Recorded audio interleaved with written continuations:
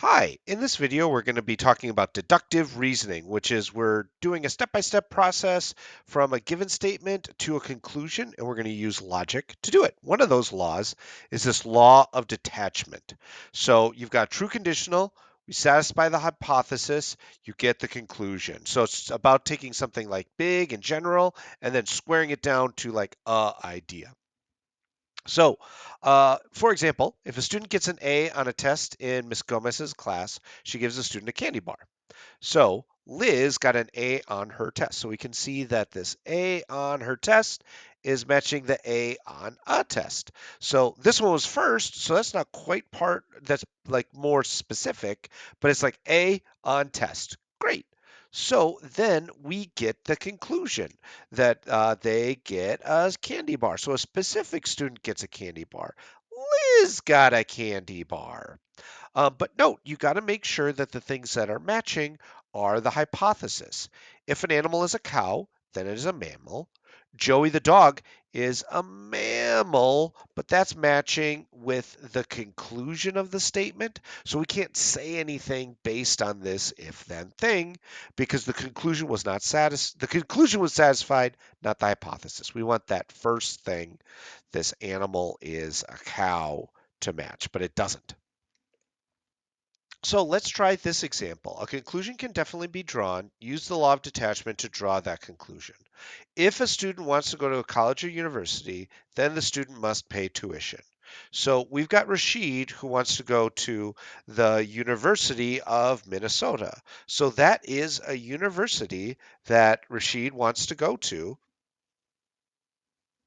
So that means we do get to use the law of detachment to get to the conclusion. So this means Rashid, that easy. We took something general, go to a college or university, pay tuition, and made it something specific. Rashid's got to pay tuition to the University of Minnesota. This next example, I don't know if I'm going to be able to draw a conclusion. If it is, I'm going to write what it is. If not, I'm going to write why it's not possible. So we've got if n is an even number, then n squared is an even number too. So we know that is true. We want to see we've got 6 squared is an even number. But uh-oh, 6 squared, that's this. And now the weird thing is, I know what 6 squared is. 6 squared is 36, and I know that that is an even number. But since we are satisfying the conclusion, not the hypothesis, so we're not doing this, just a regular n is an even number, we need to write for this one not possible, even though we know 6 squared is even and 6 is even.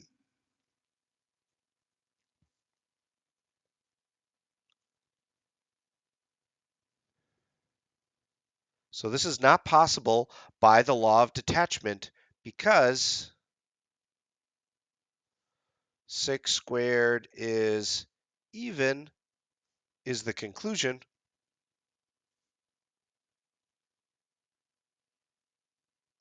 not the hypothesis.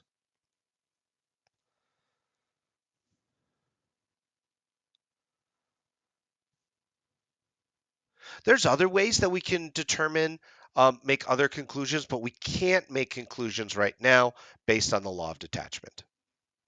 Now, in order to use the law of detachment, it's helpful to have your statements as an if-then statement, just to kind of make sure you're getting that good hypothesis and conclusion. So we're going to write this first statement as a conditional. So we got all trapezoids are quadrilaterals, and then we're going to use the law of detachment, if possible, to make a conclusion about A, B, C, D. So we've got all trapezoids. So trapezoids and then we get this conclusion, quadrilaterals. So we can say if a shape, got and then shape. We don't want to say if trapezoid, then quadrilateral. We want to make it a sentence. If a shape is a trapezoid,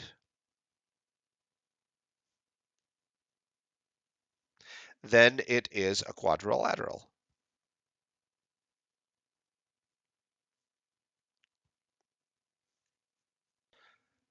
This ABCD D is a trapezoid, that is what we're looking for in our hypothesis, that our shape is a trapezoid. So since our hypothesis is confirmed, then we are able to draw a conclusion using the law of detachment. So since A, B, C, D is a trapezoid, then A, B, C, D is a quadrilateral. We went from something general, all trapezoids are quadrilaterals, went to something specific. This specific shape, ABCD, is a trapezoid and a quadrilateral. Another way you can draw conclusions using logic is using the law of syllogism. What the law of syllogism is trying to do is shortcut things. If A, then B. If B, then C. Therefore, if A, then C. So we're kind of like cutting out this like middleman B stuff and jumping right from A all the way to C. So if you kick a ball into a net, you score a goal. If you score a goal, then your team gets a point. So you want to check that these middles match up. So you score a goal, you score a goal. So that's our B and B that matches. The conclusion of this one and the hypothesis of this one, those are matching up. So then you can just chuck out that middle stuff. If you kick a ball into the net in soccer, your team gets a point. So you get to jump to those two beginning and end stuffs. So let's do an example. So use the law of syllogism to draw a conclusion. If you read a book, then you learn facts. If you learn facts, then you have a better chance of success on the test. So we want to check to see if something in the middle is matching up. Yeah, we're learning facts, learning facts. So then those two bits match up. So then you can just jump from this part to this part.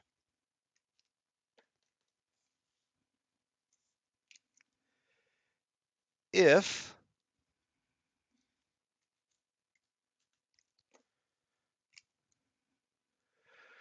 you read a book,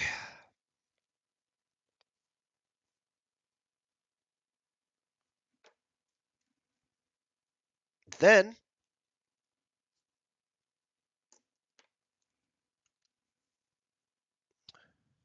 you have a better chance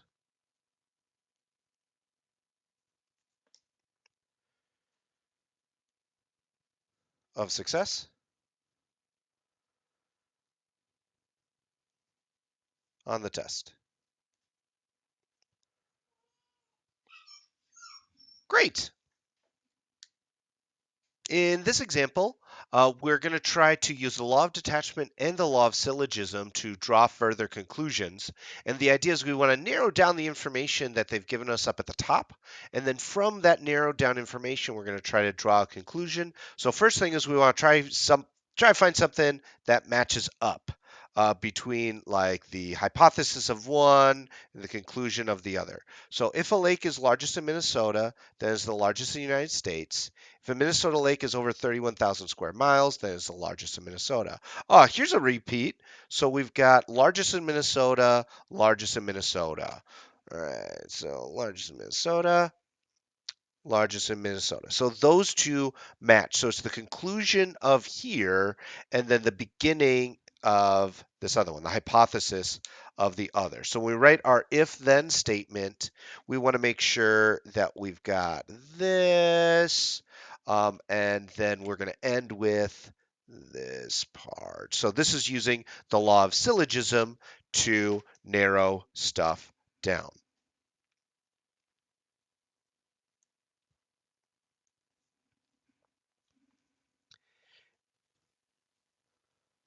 Okay.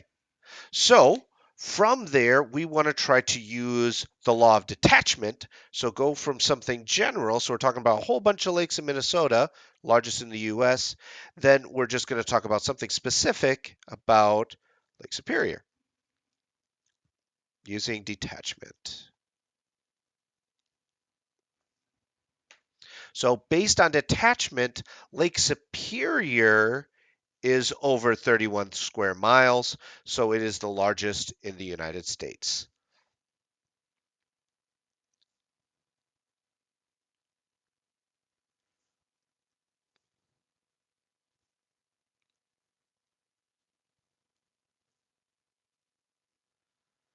Why can't I spell lake?